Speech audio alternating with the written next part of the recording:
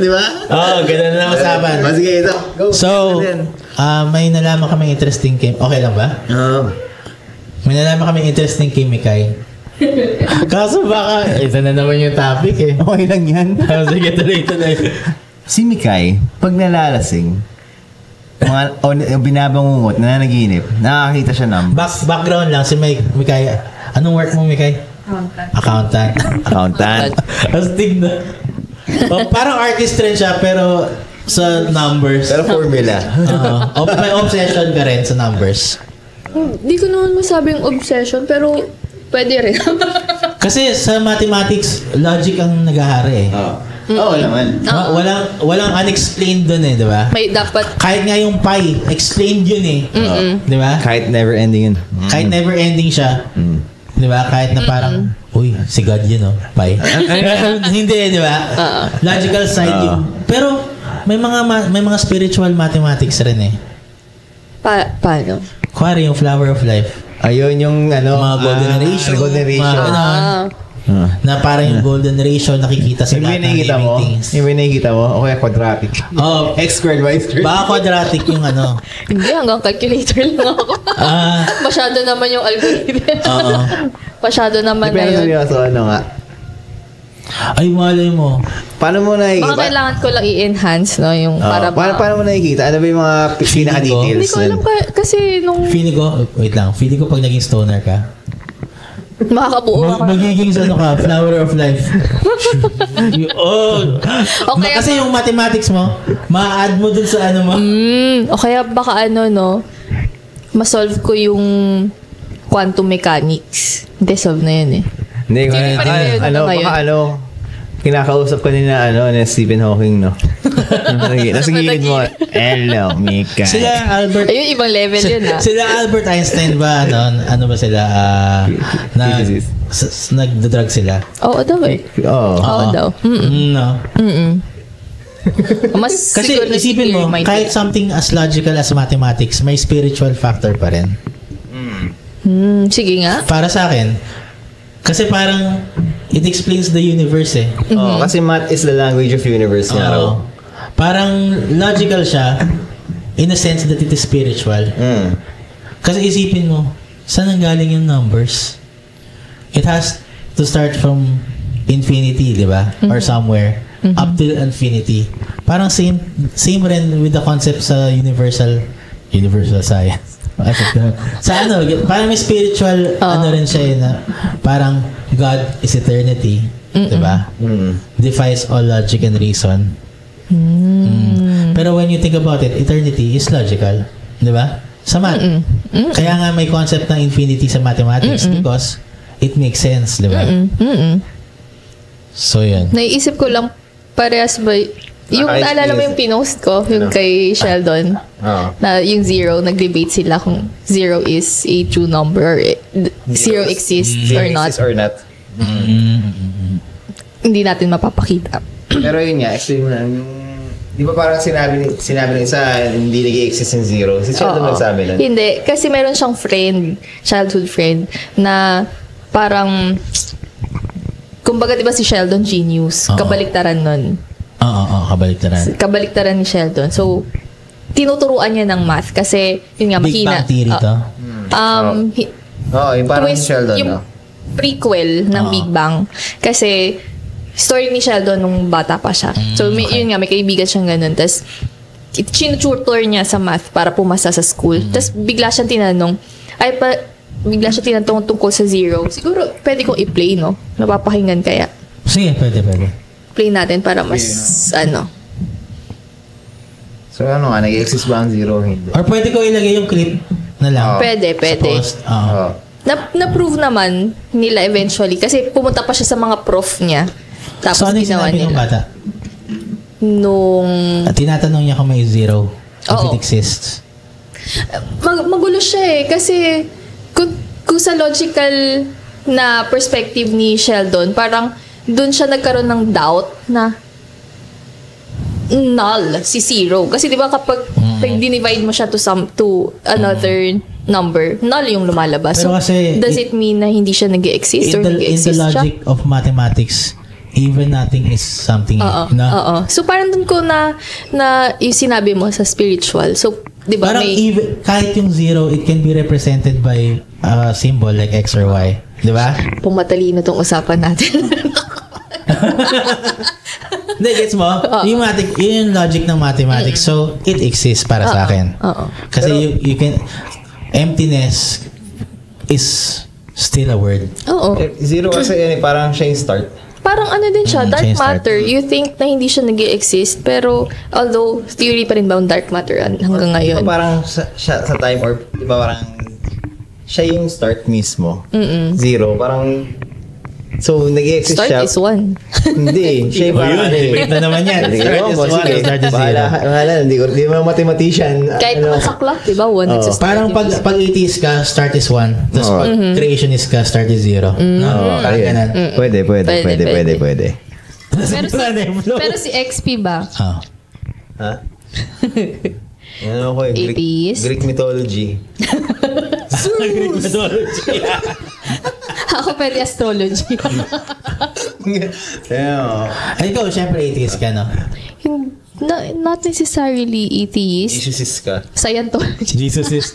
Scientologist. Tom Cruise. Welcome. Maraming pera dun Paano yung worship nila doon? I don't know. Para namang secret society sila, di ba? Wala naman sila nilalabas tungkol sa nila, religion. Hindi nila nilalabas. Kung paano yung practice nila.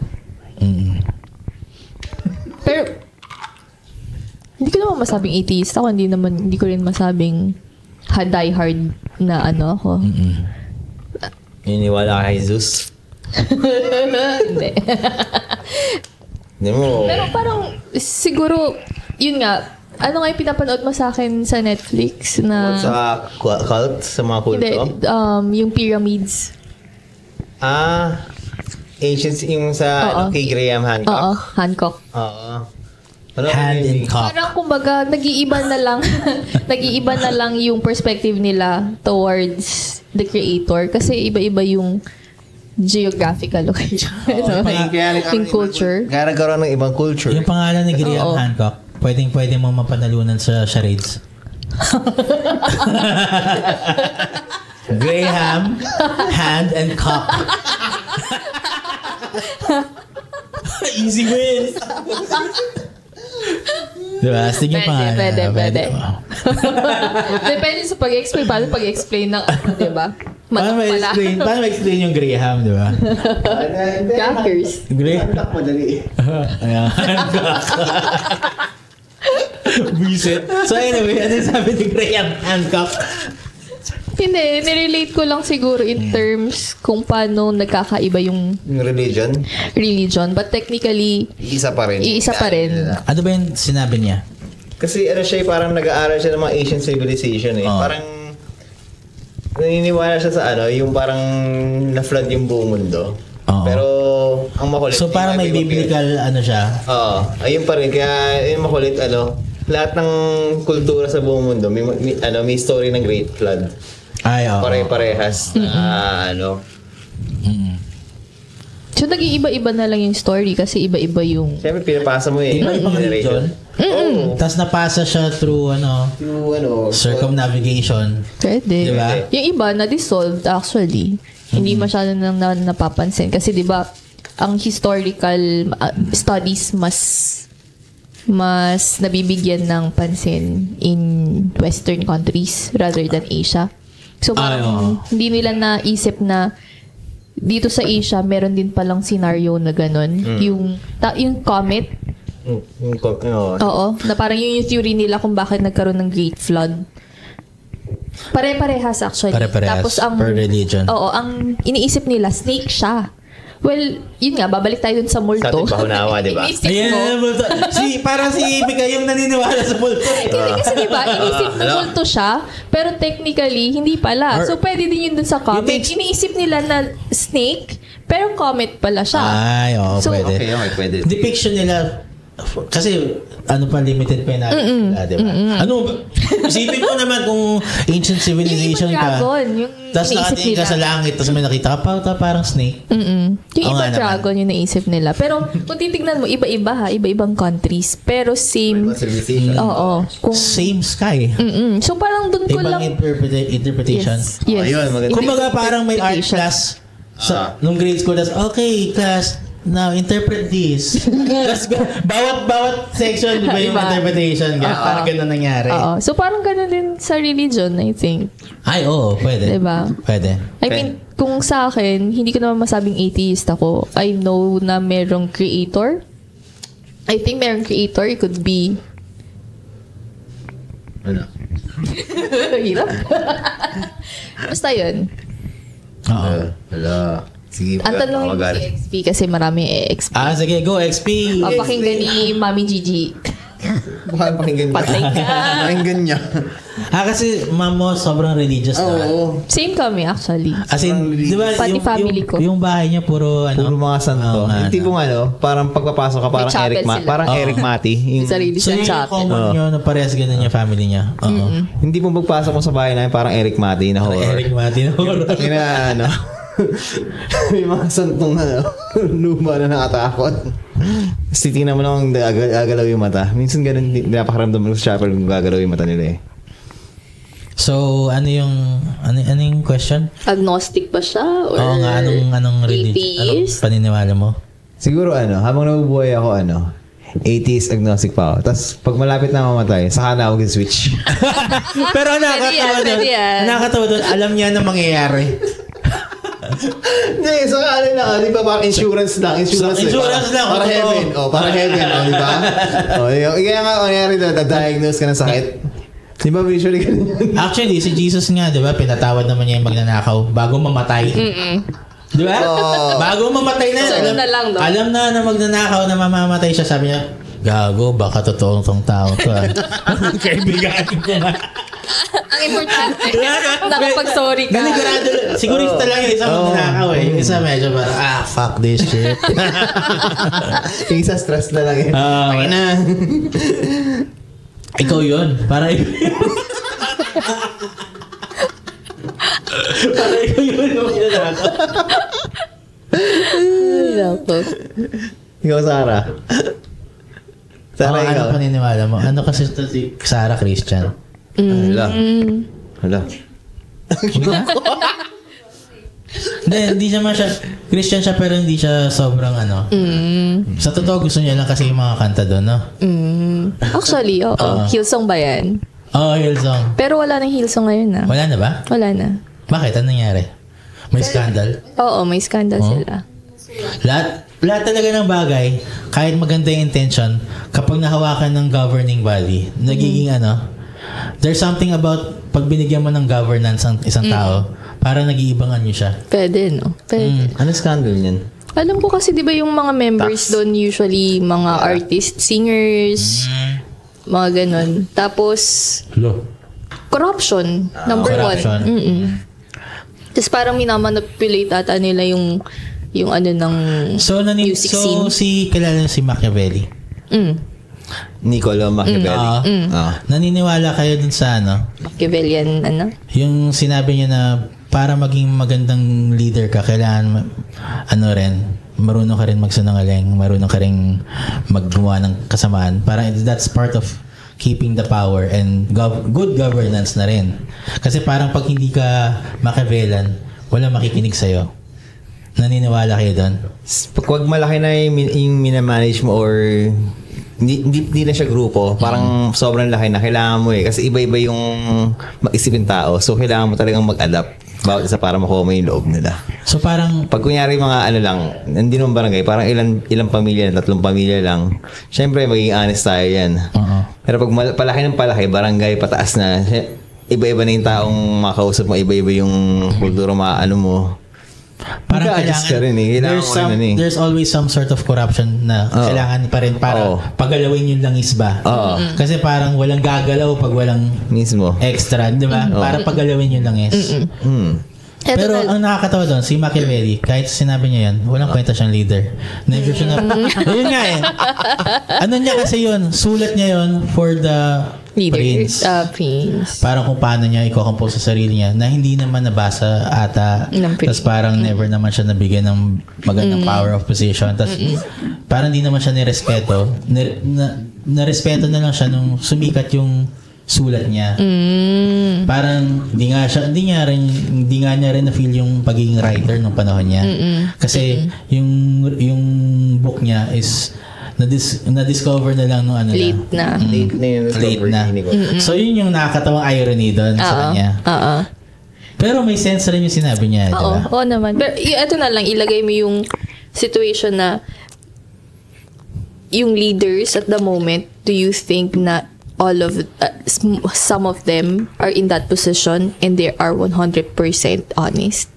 Posible eh. Kasi kahit nga hindi ka leader, kahit sa tao lang, hindi ka rin 100% honest. What more pa kaya pag impersonal yung relationship mo with society.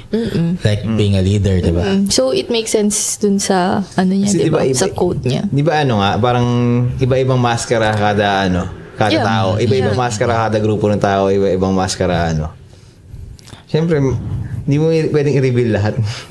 May sikat na tao yung quote niya, parang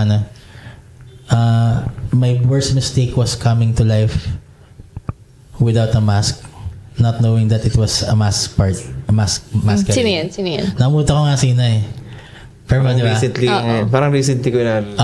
nakakita ko rin siya sa feed ko recently. Pero diba, masquerade talaga yung buhay. Oo. Minsan Mascara Festival. na rin siya eh. Tawag dito, hindi ka... Automatic na siya. Kumbaga... kumbaga sa psychology, na siya, tawag dito, involuntary na siya. So, yung personalities natin. Sa psychology kasi, 'di ba, masasabi mo mayroon ka sets of friends. Etong friend mo, eto yung group ng mga mabait, eto yung group ng artist, eto yung group ng makukulit or whatever. So, different faces, automatic na yon to you. Different face with this group, different face sa ganito, different mask sa ganito, different face kapag family mo. And you're different kapag ikaw lang mag-isa. Diba? So, yun yung true self mo, yung pag mag-isa ka lang. Possible ding hindi. Pwede rin hindi. Do you know? Maybe you're lying to yourself. Diba? Di ba may window, anong tawag dun sa window na yun? Baka mas honest ka pa sa ibang tao at sa sarili mo. May mga ganun na rin. Oo. Or hindi ka aware na ganito ka. Iba lang pwede magsabi sa'yo. So, hindi mo rin masasabi if it's a lie or it's not. Or yun ka talaga sa different scenarios lang or different groups. So, depende pa rin siya. Pero sa tingin nyo, yun, di ba sabi mga involuntary yung personality. What creates it? Ito, gas na argument na to, pero parang ba to, ang tawag doon, nurture versus Environment creates personality. Para sa'yo? Hindi totoo to yun. Mas totoo yun. Ibang environment create mo sa bata. Tapos iba yung turo mo. Mas matututo pa rin siya sa environment eh. Sa environment? Oo. Pero ako naman, bilang tatay, pag minsan, yung mga anak ko, for example, paglabas may ugali na eh. Meron na silang sarili nilang personality na lahat sila magkaiba pero consistent, ganun yung personality nila. Para sila? Hindi, magkakaiba nga silang personalities eh. So, lumabas yun. Ganun na sila. Na hindi naman na-affect ng outside kasi pandemic. Wala namang Oo. Parang wala lang. Interesting lang makita na, di ba minsan nga yung aso, alam mo na kung pain in the ass. First day pa lang. Pag di ba, walang hinto, alam mo na kung anong klase. Tapos yun, hindi na mag-iiba yun, di ba, buong buhay ng aso. So, nasa wiring ng utak. Same rin sa tao. Meron nga theory nun before na yun nga, developmental siya. So, nagmamatter siya sa upbringing mo with your guardian or your parents. And then, dun sa part na Sigmund Freud theory, syempre. Yung developmental during toddler. So, doon na-develop yung personality. Pero meron din Sigmund afterwards. Freud yan. Yeah. May, Sexual. Oo, actually, mga oral fixation. Taran. Ayan. Pero recently, nagkaroon din ng study like yung sa twins, di ba? Usually different yung personality nila. Although they live in the same environment. So, masasabi pa rin na may factor ang developmental upbringing, pero may factor pa rin kung paano yung development ng brain as wired sa personality mo. Alam mo, actually, ang interesting na nabanggit mo yung twins kasi may napanood akong documentary tungkol dyan na nag-research pala sila dati yung government ng mga twins. Pero ang cruel ng ginawa nila, kasi ang ginawa nila sa mga hospital, inalam nila kung sino yung mga anak ng twin. Tapos at birth, hiniwalay nila. No. Oh, ano siya? Siguro In-admit na siya ngayon. Hiniwalay nila, sa Netflix ko na pala tayo. Oh, shoot. Hiniwalay nila yung twins para makita nga nila yung, ma-study nga nila yung teorya mo na what creates Galing yun. nature or nurture. Alam mo nanalo? Oh. Nature. Kasi the moment na nakita sila, kahit matagal silang hindi nagsama, Alam nila. na may connection sila na feel, tas parehas sila, mahilig ka rin doon, ako rin. Isa. Ang galing. So, effective yung study, pero cruel yung ginawa nila. Oo. Isipin mo, nakita niya yung kambal niya sa magazine. So, malaki. Kaya pala, no? May Malaking mga factor din. nagkakaroon ng issues before na ay may kapares ako ng itsura, same age. Mali mo, kambal mo pala. Yung pala kambal, pwedeng kambal. Sa US naman ginawa yung study, pero Oo nga, US din yun eh. US din yun actually. wala naman sigurong ganyan sa Pilipinas. Walang time at walang pera. I-research pa ba natin yung mga nature versus nurture na? Weird, no? Siguro si Mark Anthony. Mark Anthony, importante sa puto. Ang layo ah. Pili ang puto. Ang layo ah. Magkaiba pa nga, edad pa nga lang eh. Alam ka, humabol. After ilang taon. Ay, kapal na rin ako. Naiiwan, nagsiswim lang siya dun. Gawa tayong poll sa gawa tayong poll sa Instagram page kung kamukha ba ni XP si Mark Anthony Fernandez. Ay. Yung panahong payat pa ba siya? Huwag na yun ngayon. Hanap tayong picture mo na clean cut. Ay, nakinig ka and up. Ang dami pinapangarap niya na kailan ba mag-clean cut si XP? Isa lang meron siya. Isa lang meron siya.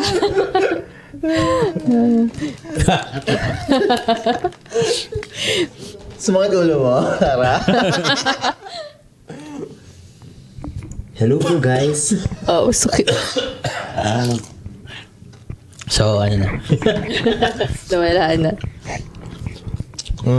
Kasi may Mark Anthony eh. Oo nga eh. Seryoso yung topic sa mga kambal eh. Hindi, pero ganyan talaga, di ba? Oo. Parang hindi mo maiwasan sa kambal yun kasi same genetics. Minsan napapasa rin sa anak yung ugali ng magulang sa genetics. So, pwedeng nakuha sa nanay, pwedeng nakuha sa tatay. Sa kanila, parang may pero possibility. pili ko talaga nature kasi nung dumala yung mama ko dito, kasi matagal ko siya hindi nakasama, di ba? Oo. Nung dumala siya dito, ako to. Di ba, love? Sa stress. Hindi siya mapakali. Parang may ADHD. So, naman ako sa nanay ko yung hindi naman ako lagi naglilinis eh. Yun, lagi naglilinis. Pero naiirita ako pag magulo. Ganun. Ganun. Ganun siya. Ano ba naman ako? Ikaw, kanina ka nagmana ng mama mo, papa mo. Last sila nagmana sa akin. Chuck Norris. Sumbong kita kay Ka-Gigi. Ka-Gigi? Ano mo naman ako sa akin? Ikaw nakakapansin Ikaw, eh. kanina ka nagmana. Ano mo naman ako? Hindi ko alam. Ano mo naman ako? Hindi ko alam. Hindi ka Ayaw nga sabihin. ata hindi ka nga ata Pero medyo thankful ako sa mama ko ako nagmana kaysa sa papa ko. Siguro kasi mas malakas ang connection mo sa nanay, mas Oo. Pwede. mas mataas yung communication mo. may nurture pa rin Oo. involved na. Oo, ayun. Kung kanina ka lumaki. Ano? Sa itsura. Ayun yun, masakit. Mana daw. Oo. Nanay mo ba galitin? Hindi naman siya galitin. Parang nakuha ko yung worst sides nila. Angry boy. Buisit! Yung pagiging stress ng mama ko, tapos yung pagiging galitin na papa ko, nag-combine. Speaking, yung nanay ko nagparamdam, loadan ko daw siya ng 50 pesos. Nag-uusapan niyo ako lugan ako. Palugan na. Pero siguro minsan yun din yung nagiging fear ng nung anak. Naka-on sa akin. Sige. Nagiging fear nung anak, especially kung alam niya na yung parents niya are not good parents. Parang yung fear niya na baka maging katulad ako ni mama or ni papa. Yun yung worst na pwedeng maging fate ng, di ba? Pero do you think na yung fear mo, Di ba pag kunwari, kayo ng jowa mo, nag-away ka, pag sinabi mong, parang ikaw yung mama mo, wala, tapos na yun. Patay. Kaya parang ikaw yung papa mo, wala na rin yun. Yung pogi naman. Pwede. Basta may sagot ka, no? Pwede. Basta makasagot ka lang. Pero kung mabait yung magulang mo, hindi masakit yun. Pwede. Di ba? Para kay mama mo, oh, thank you. Di ba? hindi? Oo. Yun nga, katulad nga ng sabi mo, fear yun ng mga tao na fear ko rin yun na baka ma-end up ako sa fate ng papa ko. Hindi yan. Pero pwedeng, di ba parang may sinasabi sila na ina-attract mo yung fear mo? Kapag ina-obsess mo, Oo. pwede rin. Pag mas lalo mong iniisip, no? Mas lalo magiging ikaw siya. Parang kay Jim Carrey, yung number 23. Na movie. Yun, ganun yung naalala ko na-realize doon. Mas kinukulit mo. Kasi normal lang naman yung lumalabas yung 23. Pero siya, inobsess niya. Oo. Pwede rin. Yung mahilig sa numerology. Takot ako sa mayaman. Takot ako sa pera. Ayoko na sa pera. Oh my God, pera. Ayoko na sa libo. Pero actually, ito yan. Pati sa business, di ba? Kunwari, laging iniisip mo business. Ano? Oo. Magiging successful ka sa business. Takot ka mawala ng no? Takot ka kaya maging, hindi maging self-sustaining, yung mga ganun. Oo, pwede. Ikot yan. Pwede. Magsa-succeed ka na. Oo. Yung mga hindi takot gumastos. Mindset. Kumbaga, mindset ba? Mindset? Mindset mo. Hustle. Hustle. Rendon Labrador. Motivational. Pero di ba kapag gusto mo talaga nagpa-plan ka kung how you want to do it? Yung sa tingin mo paano magiging successful or paano mo ma-achieve yung goal na yun. So far, sa akin, yun yung bumubuhay sa akin sa art ko. Kasi iniisip ko pa siya. Alam mo yun? Kaya alam Pero ko okay lang yun. Kaya alam ko kahit medyo ako ngayon, parang hindi ko mabitawan kasi iniisip ko siya. Part ng process yun eh. I think. Bad trip, kahit ayoko na, please, mag-normal na trabaho na lang ako para may pera. Wala, hindi ko mapigilan isipin. Nakakairita. Oo. Tapos yung nagpa-plan ka kung anong gagawin mo para... Parang hindi ko mabitawan. Pwede. Hanggang matapos mo yung canvas. Tapos, mamaya isipin mo, ayaw ko nang gumawa. Tangina. So, mamaya mag-iisip ko, ay, tangina, maganda gawin to Oo nga di ba? Nakakainis. Innate. 2 weeks. Sa akin kasi... Hindi, wait lang. So, pwede 2 weeks process. May onti truth pa rin yung sinabi ni Marius kasi kung artist ka, hindi rin pipigilan ang utak mo eh. Oo. Kaya kate siya eh. Oo. Di ba? So, may truth na rin, pero wag mo nang pilitin. Kaya naman tayo. Hindi na kailangan sabihin ba? Hindi na kailangan sabihin. Oo. Parang, pag sinasabi mo lang, nagyayabang ka lang. Hindi mo na kailangan sabihin eh. Oo, kasi sa sarili mo na yun, tapos kailangan mo lang input into action, di ba? Nireject tayo ni Marius. Guys, unfortunately, nireject tayo ng Marius Black sa interview.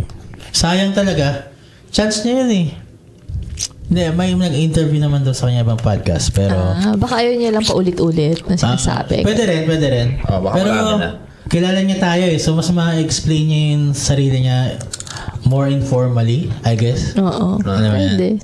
Pwede. And Or, mas makikilala rin siya ng mga tao. Di ba? Or baka napakinggan niya yung podcast kaya ayaw niya pumunta. Kung interesado ka na marinig yung unang podcast, just click. segue. Just click on the episode 1. Ayun. Para may reference. So ano na? Cut na muna. Okay, sige. So doon na muna nagtatapos yung episode namin. Oo nga. Masakit rin sa ulo. Mag-normal na usapan muna tayo. Oo. Kamatis. Kaya nga, buisit. Sige. Bye-bye.